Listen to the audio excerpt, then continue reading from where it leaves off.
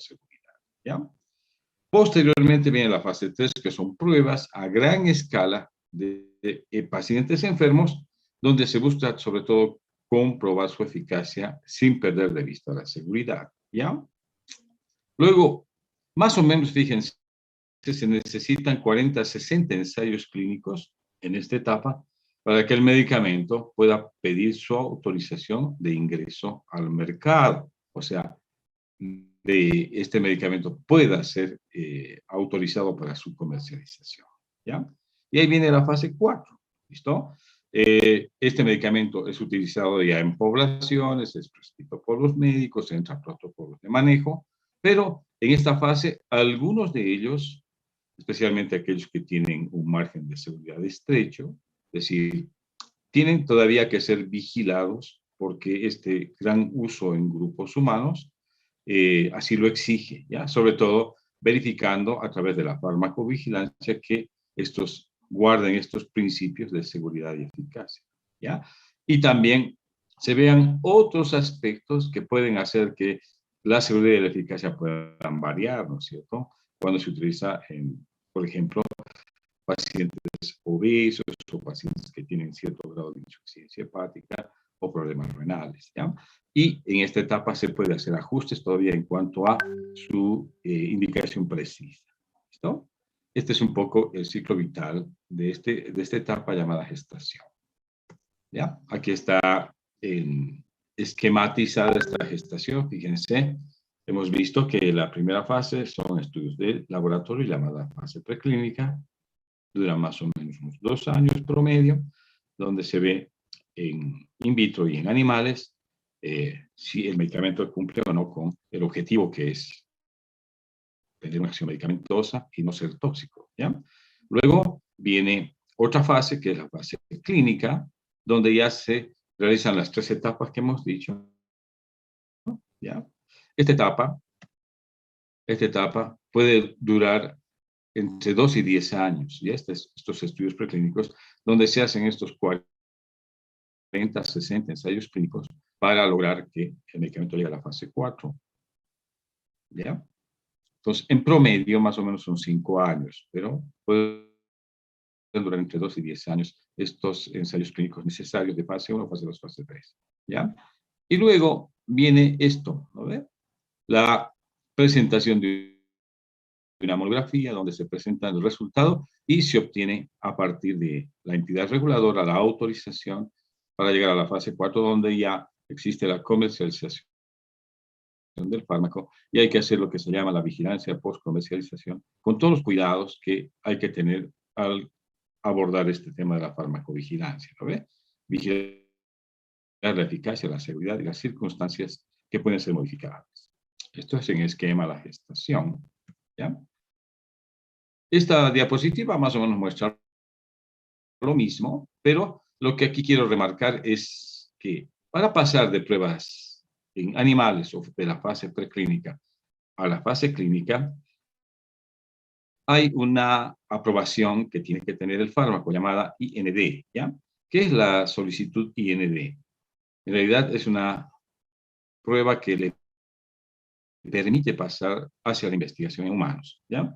Es la solicitud de exención de un nuevo fármaco, ¿no? Para ser aprobada o para aprobar su uso en humanos, ¿ya? Y cuando se han cumplido todas las etapas de la fase clínica, hay una prueba llamada NDA, que es la aprobación del fármaco para ser comercializado. ¿Estamos? Y a ser utilizado en pacientes. Muy bien. Luego viene el nacimiento. Una vez que el fármaco se gesta, viene el nacimiento. ¿Cuándo se dice que el fármaco nace? ¿Ya? Cuando adquiere su partida de nacimiento, cuando adquiere la patente. El medicamento es registrado y es patentado por el laboratorio que lo investigó, ¿no? Han pasado muchas pruebas, algunos le han puesto una equivalencia económica muy fuerte a todo este proceso. Dicen que el costo mínimo que tiene un fármaco para salir al mercado es de $40 millones. Puede ser más, puede ser un poco menos, pero eso es para que vean ustedes cuánto de inversión necesita un fármaco para llegar al mercado, ¿ya?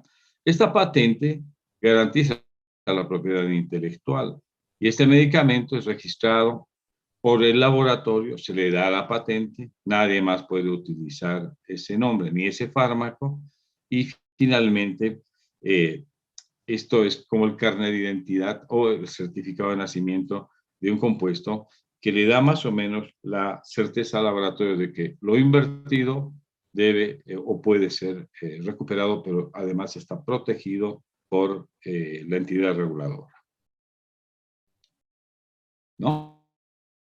Entonces, cuando el fármaco nace, se le hace también una ceremonia de bautismo, y esta ceremonia de bautismo generalmente es el marketing con que el que se lanza al mercado, ¿no? Nosotros en países chicos como el nuestro no tenemos mucho marketing de bautismo, ¿no? Pero en otros países sí existe este marketing y es fuerte, les digo. ¿Por qué? Porque una vez que sale al mercado se presenta a la comunidad científica y se hace un gran evento donde se expone las bondades y las propiedades de este fármaco y además se contrata un personal eh, que hace un gran trabajo, digamos, si ustedes quieren, eh, presentación lo mejor posible. Se regalan libros, en algún caso se invita a personalidades para destacar y meterlo al fármaco en todo lo que es la publicidad correspondiente, ¿ya? Eh, ¿Ya? Fíjense, el periodo de protección de un fármaco patentado es más o menos 20 años. Significa esto que durante 20 años la empresa o el laboratorio o la firma que lo creó y patentó tiene la exclusividad de su comercialización. ¿Ya? Al cabo de este tiempo ya viene otra etapa. Es el crecimiento y la madurez, ¿no? El fármaco nació, se patentó, se presentó en ceremonias de marketing y viene el crecimiento del fármaco, que es el periodo en el cual este fármaco comercializado genera ingresos crecientes al laboratorio productor. ¿Listo? Entonces, aquí ya viene el uso clínico del fármaco o medicamento por médicos, por grupos de médicos, donde este fármaco empieza a ingresar en protocolos, siguen ensayos clínicos donde ven las bondades, las indicaciones, las contraindicaciones y las novedades del uso masivo, ¿ya? Aquí también se hacen evaluaciones llamadas farmacoeconómicas. En esta etapa, quizás nosotros participamos mucho, todos los médicos del mundo, y es la obligación nuestra es de hacer un uso racional, ¿estamos? Porque nosotros obtenemos la información, ¿no?, a través de revistas científicas o a través de publicaciones a los que estamos suscritos, ¿no?, donde nos llega la información de ensayos clínicos que revelan el beneficio terapéutico, digamos, de determinado compuesto. Y además recibimos el marketing por parte de la visitadora médica, ¿no? O el visitador médico para las chicas, ¿no? Es una persona que no sabe nada de farmacología, pero sí sabe de publicidad, ¿no es cierto? Yo siempre digo que la visitadora médica es una persona muy simpática, ¿no es cierto?, que tiene la frente muy alta, la lengua muy larga y la falda muy corta, ¿no?, como dice la canción. Entonces trata de convencer al médico de que lo que le está presentando es lo mejor que puede haber en el planeta para tratar no solamente la enfermedad o el objetivo terapéutico buscado, sino para tratar todo lo que el médico enfrente, ¿no? Y lo mismo el visitador médico. Entonces, si vos estás bien formado y tienes sólidos conocimientos de farmacología, relativizas esa información, pero si estás formado, ¿no es cierto?, medio en el trasnoche de la asignatura y no tienes una sólida información, obviamente le vas a hacer caso a la visitadora y te va a convencer, ¿eh? Así es como se han ido haciendo mal uso de compuestos que llegando recién al mercado, por ejemplo, regional, a los 2 años ya no servían para mucho. ¿Por qué? Porque se había masificado su uso de manera indiscriminada y obviamente el medicamento deja de ser útil porque se ha distorsionado el objetivo para el que fue creado, ¿no es cierto? Ejemplo les doy, la acitromicina. Llegó a este mercado, la acitromicina es un macrólido que está indicado para infecciones del árbol respiratorio resistentes a los otros fármacos convencionales, es decir, a betalactámicos. Entre los betalactámicos están la penicilina y derivados y están las cefalosporinas, ¿ah? De primera, segunda y tercera generación. Resulta de que también por un mal uso han aparecido bacterias muy resistentes, ¿no? Hablamos de la Klebsiella pneumoniae, sobre todo, o cepas de Haemophilus, que son resistentes a estos. Entonces aparece la citromicina como una alternativa para uso de infecciones resistentes. Sin embargo, la promoción y el marketing decía que la citromicina servía para todo. Entonces, los médicos empezaron a exagerar con el uso de la citromicina, utilizaban hasta para amigdalitis estreptocócica. Y obviamente, al poco tiempo, la citromicina ya no es ese fármaco indicado para infecciones resistentes, sino se utiliza para todo. Y obviamente, si ustedes ven, hasta para el COVID como manera o como terapia profiláctica se ha recomendado, ¿no es cierto? Cuando en realidad no era necesario. ¿Ve? Entonces, en esta etapa, nosotros sí participamos y lo que estamos obligados a hacer es hacer un uso racional. ¿Ya? Luego viene la vejez, ¿no es cierto? La vejez. Los medicamentos se envejecen por dos vías alternativas. Uno, cuando la patente comercial expira, ¿ya? Es decir, pasan los 20 años de protección, entonces ya empiezan estos compuestos a competir con otras versiones más económicas y empieza a ponerse viejo. Es decir, ya no es tan prescrito y además ya ha sido vapuleado y mal utilizado por aquellos profesionales no muy capacitados. Esa es una posibilidad. Y la otra posibilidad por la que envejece es que en países como el nuestro no hay una efectiva protección de la patente, ¿ya? Entonces aparecen los fármacos truchos con mucha facilidad. Por lo tanto, a un joven, una molécula empieza a competir con otras y por precio, costo, accesibilidad, empieza a dejar de ser utilizada. Esa es otra forma en que pueden envejecer. ¿Ya? Y aquí hago otro paréntesis, ¿no? Nosotros seguimos las recomendaciones de la OMS, prescriban genéricos y estos genéricos,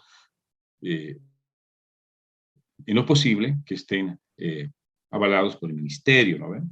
Tengan sello de seguridad y de respaldo ministerial. Pero yo te digo, esto es peligroso en nuestro medio. A veces es mejor utilizar los fármacos con el nombre genérico y además ponerle el nombre comercial al lado. ¿Por qué te digo? Porque si yo te receto omeprazol de 20 miligramos, que es un inhibidor de la bomba de protones, así como genérico, hay omeprazol de 4 bolivianos, hay omeprazol de 2 bolivianos, hay de 1 boliviano y hay de 0,50 centavos. El de 4 bolivianos produce el laboratorio Terbol, que es boliviano, tiene la autorización, el visto bueno del ministerio. Los otros, hasta llegar al de 0,50 bolivianos, este de 0,50 es hindú. No sabes de dónde rayos viene. No sabes si adentro de la cápsula hay o azúcar molida o azúcar impalpable o medicamento, pero cuesta 50 centavos. Entonces, si tú le dices al paciente, vaya a comprarse omeprazol y no le especificas estas recomendaciones, va a terminar con una capsulita de azúcar impalpable tratando una enfermedad ácido péptico. Ese es el peligro que tiene en nuestros países que no tienen una entidad reguladora seria la venta libre de fármacos, ¿ya? Y esto atenta contra el ejercicio responsable de la profesión, ¿ya? Y la muerte. Un medicamento muere, obviamente, cuando es retirado del mercado. Este es el certificado de defunción, ¿ya?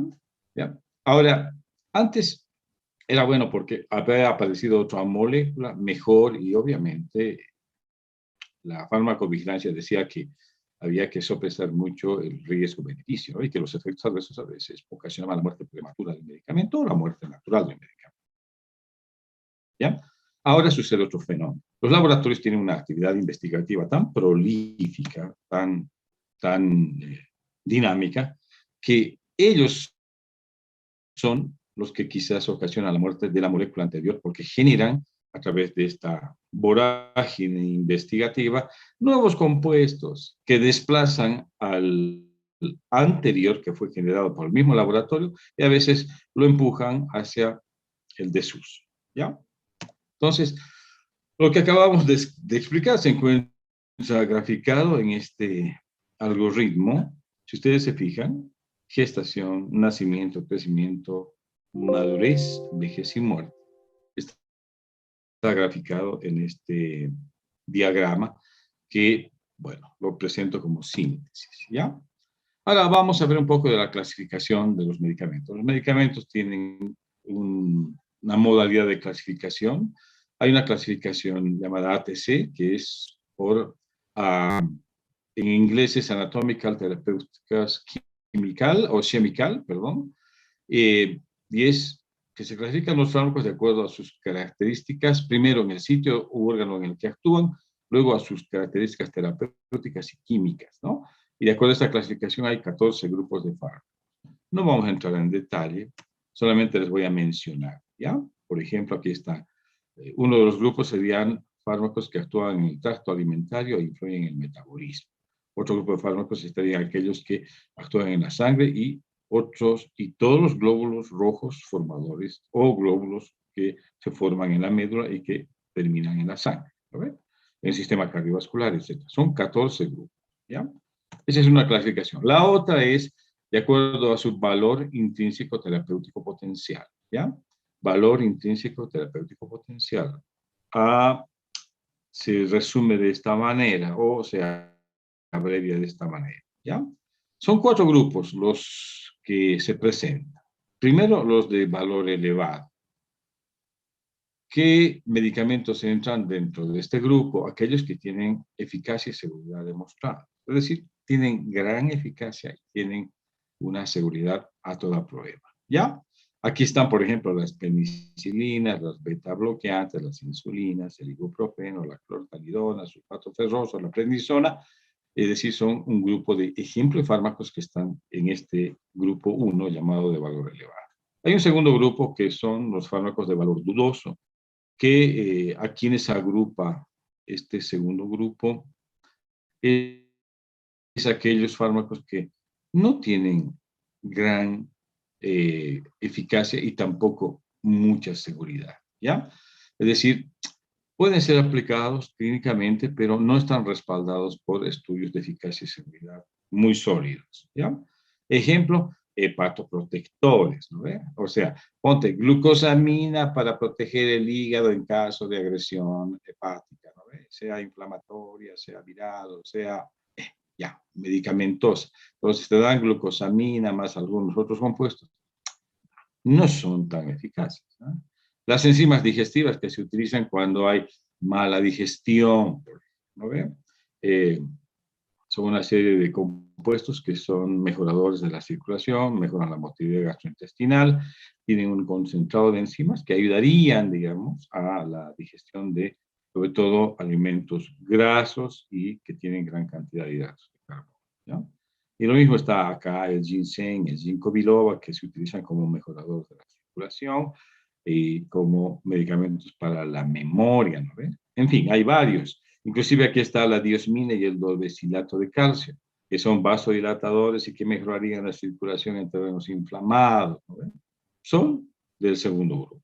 Hay un tercer grupo que son de valor relativo, aquellos que vienen en combinaciones, pero estas combinaciones son irracionales, pero están a la venta, ¿ah? Por ejemplo, ¿no ve? Si un paciente tiene tos, fiebre, entonces, y se sospecha de que hay una infección, entonces viene un compuesto llamado amoxicilina más bromexina más dextrometorfano o ambroxol. ¿Qué es esto, no ve? Es una combinación de un beta-lactámico más un medicamento que ayuda a la expectoración y más un medicamento que tiene acción antitusígena. Y se cree de que con esta combinación se puede atacar no solamente la infección, sino también los síntomas, tos y la expectoración. ¿Ve? Estos son combinaciones irracionales. Todo lo mismo pasa con estos compuestos de metoclopramida y simeticona, ¿no ve? Esto se da en casos de náuseas, vómitos, mejora el vaciamiento del tubo digestivo, y la simeticona disminuye la producción de gases y mejora la flatulencia. Son combinaciones, como te digo, irracionales, pero están en el mercado, pero están en el tercer grupo, este tipo de combinaciones. Y finalmente, hay otras que ya no se pueden aceptar, ¿no? Aquellas que tienen un valor inaceptable, son aquellas combinaciones que a veces el médico se inventa y que lógicamente no tienen sentido, ¿no ven?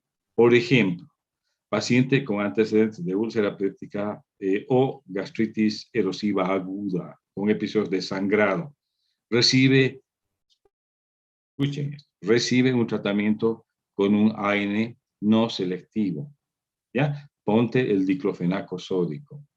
Y además el médico le receta omeprazol, ¿ya? Es decir, este paciente tiene dolor, inflamación y ha recibido el antiinflamatorio, que es gastroagresivo y que puede agudizar un episodio de gastritis y hemorragia. Pero para evitar esto le da el omeprazol. Esta es una combinación inaceptable.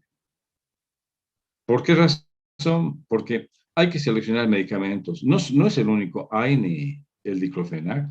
Hay otros ANs llamados selectivos que no tienen tanto problema de gastritis y que pueden ser utilizados también en casos de dolor e inflamación. ¿Ya? Y a veces no hay necesidad de asociar otro fármaco para antagonizar los efectos secundarios de otro. ¿Me entienden? Todo esto hace al uso clínico de fármacos. Y esta clasificación para mí sí tiene verdadera importancia. Así como la ATC, esta es una clasificación a ser considerada. ¿Ya?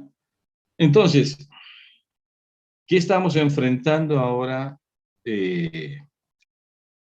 El uso irracional. ¿Ya?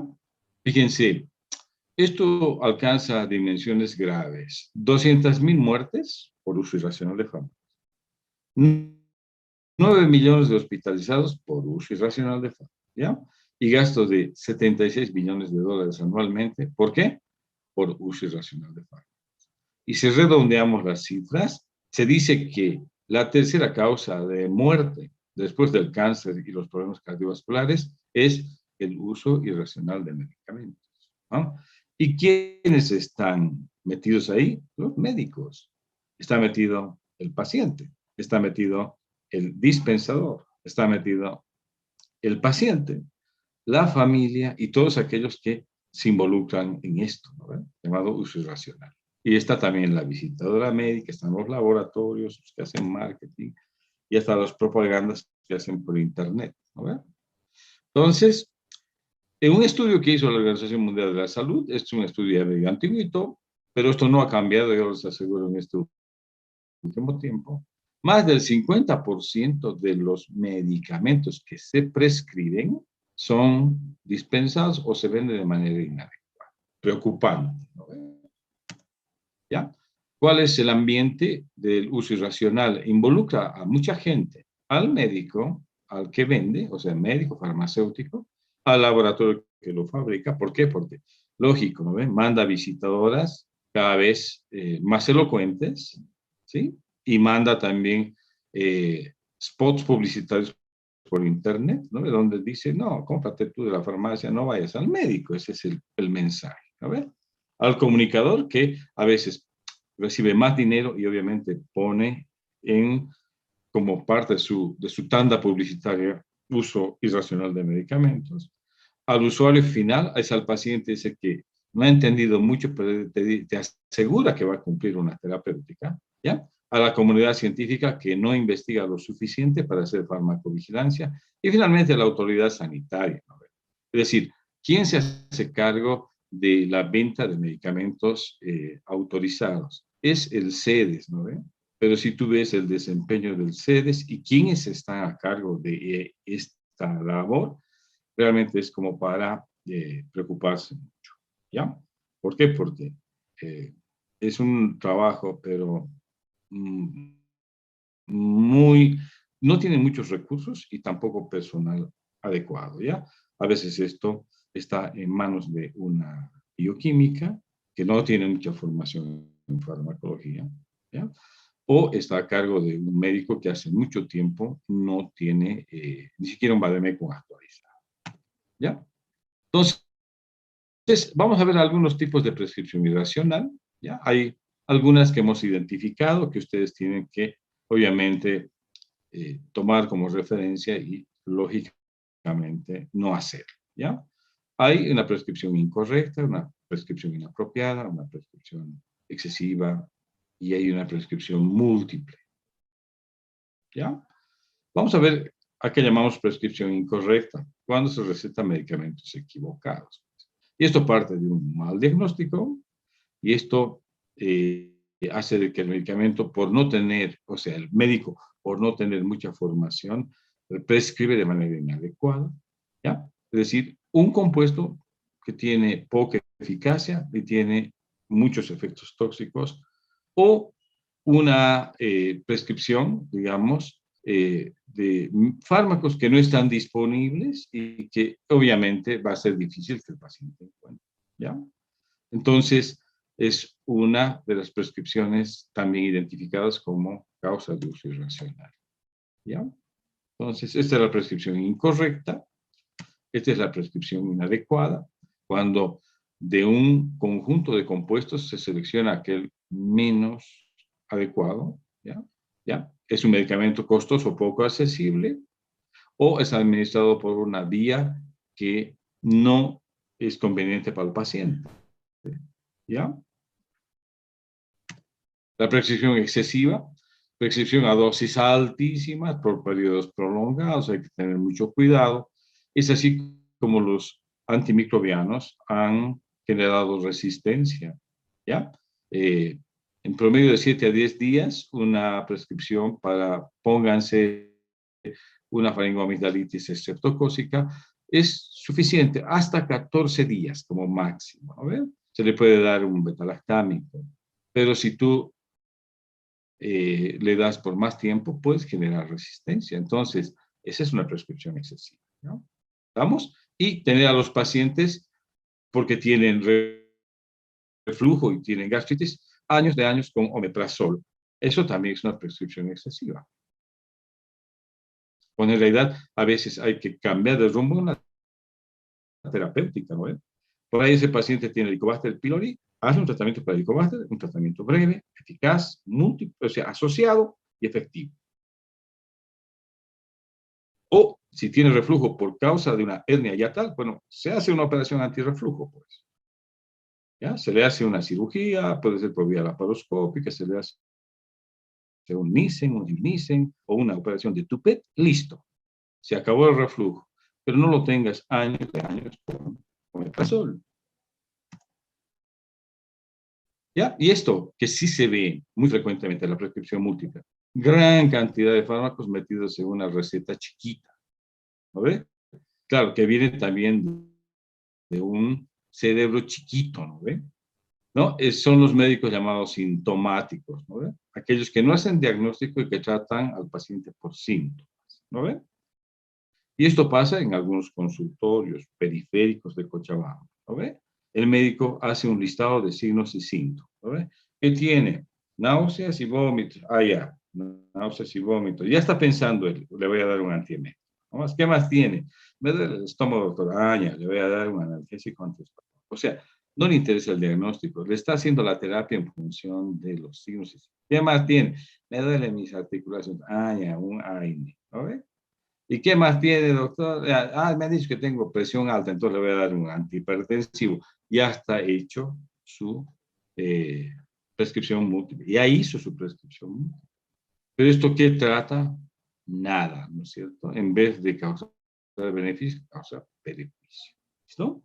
Esto sí se ve, ¿ya? Y a veces, como saben que dar un AINE o dar un corticoide causa irritación gástrica, le dan además el omeprazol, que acompaña casi a todas las prescripciones, pero esto es una prescripción innecesaria, múltiple, es de los médicos que se preocupan poco del diagnóstico y se ocupan del tratamiento sintomático. Están embarcados en eso, ¿ya? Y otro tipo de prescripción irracional es aquella, la llamada submedicación, es decir, medicamentos que por mala información se dan a dosis inadecuadas o en cantidad insuficiente, ¿no ve? Tómese por 3 días, señora. Sí, doctor, ¿usted cree? Sí, 3 días es suficiente, ¿no ve? No, pues, hazle un tratamiento de acuerdo a cómo se recomienda en el protocolo o en el uso racional de fármacos. Si necesita 15 días de tratamiento, que tome 15 días, pero no trate de abreviar aumentando la dosis o bajándole la dosis porque piensas tú de que vas a tener menos efectos adversos. A veces se cae en esto llamado la submedicación, ¿ya? Entonces, hay que cambiar de todo esto hacia dónde tenemos que llegar a una prescripción llamada racional, ¿no? ¿No? Hay que cambiar el enfoque terapéutico hacia mejorar nuestros resultados a partir de que las terapias farmacológicas tienen que causar mejoría de enfermedades, alivio de dolencias y en algunos casos curar enfermedades. Y por no decir en la mayor parte de casos, que es el objetivo terapéutico principal, ¿eh? Entonces, para eso se ha diseñado lo que se llama el plan terapéutico, ¿ya? Es decir, una terapéutica farmacológica tiene que estar acompañada por una terapia no farmacológica adecuada que permite el cumplimiento del plan, ¿ya? Y este conjunto de acciones no farmacológicas y farmacológicas se denomina plan terapéutico, ¿ya? Ahora, hay que considerar en este plan varios aspectos, como la edad, el sexo, el acceso sociocultural o la situación sociocultural, la presencia de enfermedades asociadas, los hábitos dietéticos, la medicación paralela, ¿ya? Y consumo de alcohol, cigarrillos, sedentarismo, etc.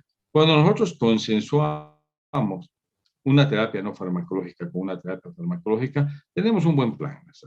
Pero si no tomas en cuenta estos aspectos, puedes tener un buen esquema de tratamiento, pero tener un mal plan terapéutico, porque esto debe ser considerado siempre, debe tener presente siempre el médico a la hora de individualizar la farmacoterapia, ¿ya? Y el plan terapéutico, además, debe ser evaluado periódicamente, ¿no? Empezamos el tratamiento, ver cómo va y ver al final si lograste o no el objetivo, ¿ya? Entonces, ¿qué contempla un buen plan terapéutico? Ya hablando del medicamento en sí, hemos visto lo que está paralelo al plan terapéutico farmacológico, ¿no? Hemos visto el plan no farmacológico. Acá, en cuanto a lo que hace al medicamento, hay que ver la dosis, ¿ya? De acuerdo a la edad, peso. Hay que ver la vía de administración. Hay que ver para qué estás dando el objetivo terapéutico principal. Hay que ver la frecuencia de dosificación y la duración del tratamiento. Eso contempla un plan terapéutico. Y eso te permite un uso racional, ¿ya? Entonces, cuando hablamos de uso racional, hablamos de una situación, ¿no? Aquí está Mafalda pensando, ¿eh? Y creo que refleja mucho el pensamiento y la preocupación de los médicos. Dice, ¿a qué tenemos que llegar? A la situación en la que los pacientes reciben medicamentos adecuados en dosis correspondientes, de acuerdo a su requisito individual, durante el periodo de tiempo adecuado, al menor costo posible y sobre todo que resuelva sus problemas de salud, ¿no? Muy bien. Esto implica que un médico bien informado debe hacer uso de su mejor criterio profesional. Ahora, para esto, aquí estamos pues en farmacología. Alumnos de tercer año, en sus primeras clases de fármaco, recibiendo esta información, ¿no? De que esta materia es importante porque es la base de la terapéutica. Si tú estás bien informado en farmacología, vas a ser el día de mañana un buen terapeuta. Yo te digo, actualmente el médico no es evaluado no solo solamente por su capacidad diagnóstica, donde tienes mucha ayuda, ¿no? No solamente la clínica cuenta, sino también el laboratorio y los estudios de gabinete cuentan, ¿no? Si te pasaste por alto algo, viene el informe de la tomografía y te dice, doctorcito, además hay esto. Capísimo, ¿no? Buen diagnosticador con toda la ayuda necesaria. Pero en cuanto a la terapéutica, ¿cuál es tu base de razonamiento principal? La información farmacológica que manejas, tu formación en farmacología. Ahí no tienes mucha ayuda. Son tus conocimientos de farmacología aquellos que te van a llevar a utilizar tu mejor criterio para prescribir racionalmente medicamentos. ¿Ya? Entonces, como la prescripción es libre, se apela al conocimiento del medicamento. Y aquí estamos aprendiendo farmacia. ¿No ven? Entonces, ¿qué es lo que podemos hacer en la cátedra para que suceda esto? Este año vas a aprender esto que se llama la farmacoterapia razonada. Y esta farmacoterapia está orientada al uso racional de medicamentos. Fíjate, ¿qué permite la farmacoterapia razonada? Ir de esto que es antiguo a esto que es actual. ¿Ya? Antes la terapéutica era centrada en la información que tenía el médico, estaba basada en la imitación, ¿no ven? El doctor pasaba, nosotros hemos atravesado esta formación, te digo, ¿ah? El doctorcito pasaba, ponte en el hospital Birma, visita médica, y todo paciente posoperado, anote interno, nosotros éramos internos en ese entonces, nos decía así, penicilina, gentamicina más cloranfenicol, y vos decías, penicilina más gentamicina más cloranfenicol, a todos. ¿Por qué? Porque es la mejor protección antibiótica que puede recibir un paciente. A la bacana. Nosotros veíamos penicilina beta-lactámico, gentamicina aminoglucósido, cloranfenicol inhibidor la síntesis de proteínas. Era la penicilina la única inocua, pero la gentamicina y el cloranfenicol eran campeones en toxicidad hepática, hematológica y renal y ototóxica. ¿No ve? Pero se daba eso a todos. ¿Por qué? Porque estaba basada en la imitación. A algunos se le ocurrió esto y en ese entonces se utilizaba ampliamente. Porque se creía de que así se iba a evitar la infección postoperatoria. ¿Ya? Y esto estaba sustentado, obviamente, en la práctica personal. ¿No ve? Oiga, doctor, ¿dónde he hecho especialidad? Yo he hecho en la República de México. Ah, muy bien. Oiga, doctor, ¿y usted dónde ha hecho? Yo he hecho en Chile, ¿no? Y te voy a decir lo que nos han enseñado allá. Entonces, cada uno traía su experiencia personal y trataba de imponer. De esto, con la farmacoterapia personal se llega a esto, ¿no? A una terapéutica orientada al paciente, basada en evidencias o en estudios de investigación que sustentan o sostienen esta terapéutica, y a una terapéutica multidisciplinaria, es decir, no importa de dónde venga ni qué especialidad tenga. Si vamos a hacer el manejo de un paciente y es necesario que estén más de uno o dos especialistas, es multidisciplinaria. ¿Ya? Muy bien. Entonces, ¿en qué se basa la farmacoterapia razonada? En la resolución de problemas. ¿Ya? Entonces, ¿a qué llegamos cuando hacemos esta farmacoterapia razonada? A un fármaco P o a una guía terapéutica, como van a ver después, ¿no? El elemento clave es el fármaco P. Después de analizar todos los aspectos posibles, en un paciente se llega al fármaco P, llamado personal. Es un esquema terapéutico comprensible y adecuado para ese paciente, ¿ya? Entonces, ¿en qué basamos esta decisión del fármaco P? En, obviamente, eficacia, seguridad, conveniencia y costo. Hay que dar el fármaco más eficaz, menos tóxico, que el paciente acepte y que cueste lo menos posible. ¿Ya? Entonces, este es el nuevo paradigma y que vamos a seguirlo hasta que se agote este modelo. Yo creo que tiene muy larga vida y obviamente va a ser una especie de temporizador de tu actividad profesional, ¿ya? Porque está dirigida al uso racional de medicamentos, ¿ya? Eficacia, seguridad, conveniencia y costo, ¿ya? Entonces, vamos a ir viendo. Eh, la selección de medicamentos en base a estos parámetros de eficacia, seguridad, calidad y costo, te permite hacer lo que se llama el posicionamiento terapéutico, ¿ya? Es decir, ¿qué lugar ocupa ese esquema en la terapéutica de la enfermedad que estás tratando? A esto se llama posicionamiento terapéutico. ¿Y esto está en qué está basado? En la evidencia científica. Es decir, si hay trabajos que respaldan el uso al que le estás dando al medicamento. Y sí, hay otros que respaldan tu accionar en terapéutica con ese tipo de esquema de tratamiento.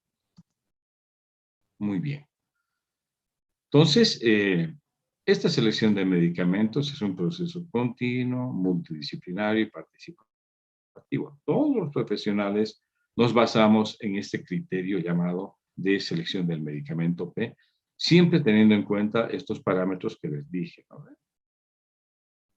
Fíjate, profesional que trabaja en un hospital y el hospital que pertenece a un servicio de salud y este servicio de salud pertenece a un ministerio.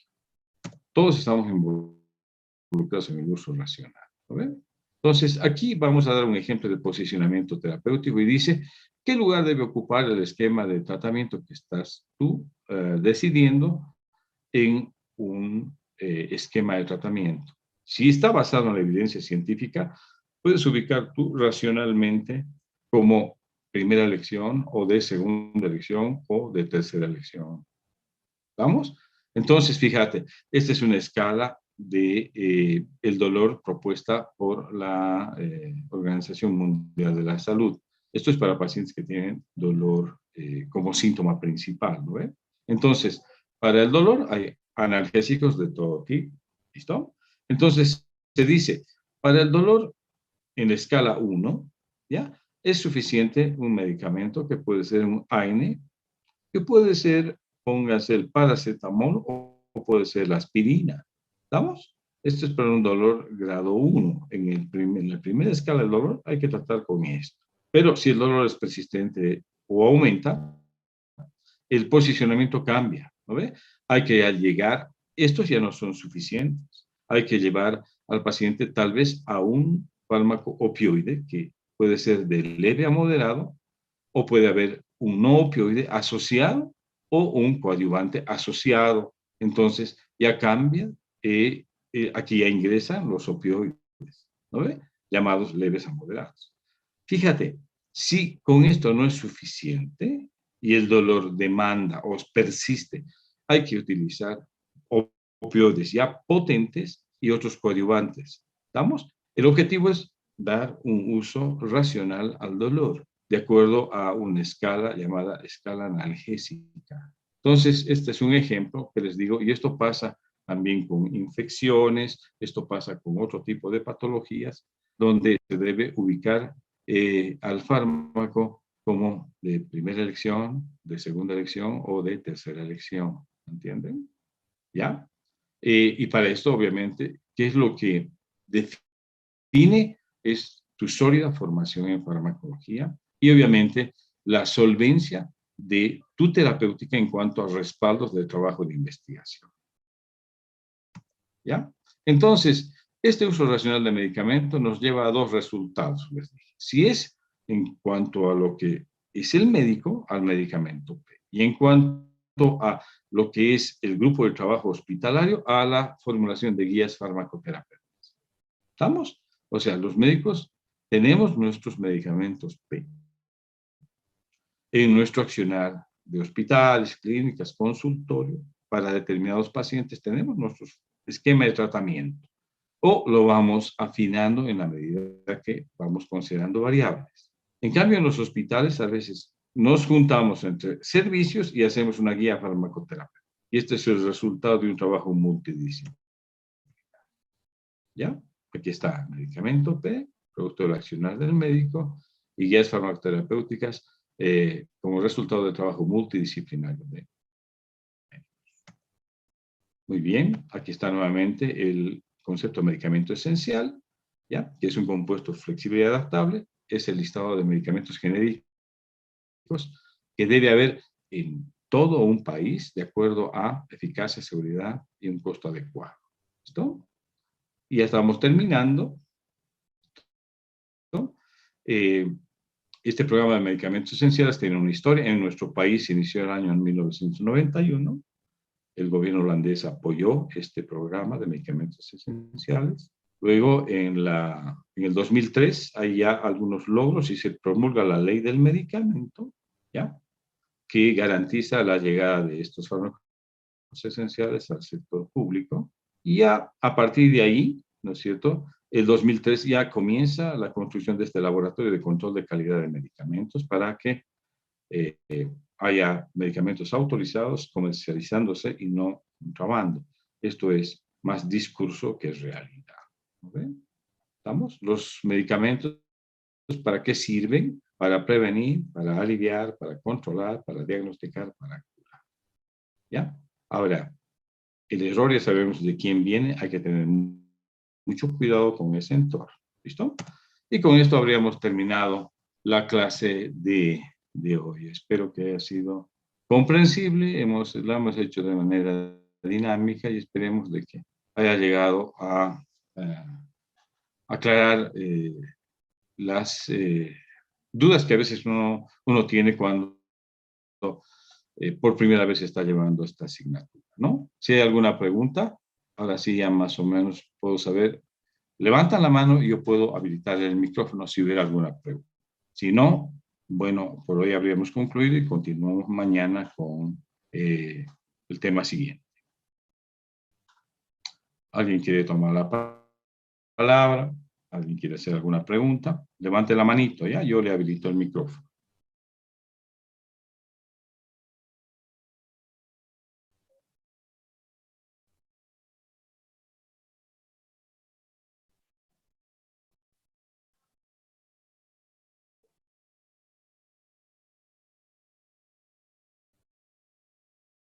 Muy bien. Si no hay, bueno, no tengo preguntas en el Zoom, así que si está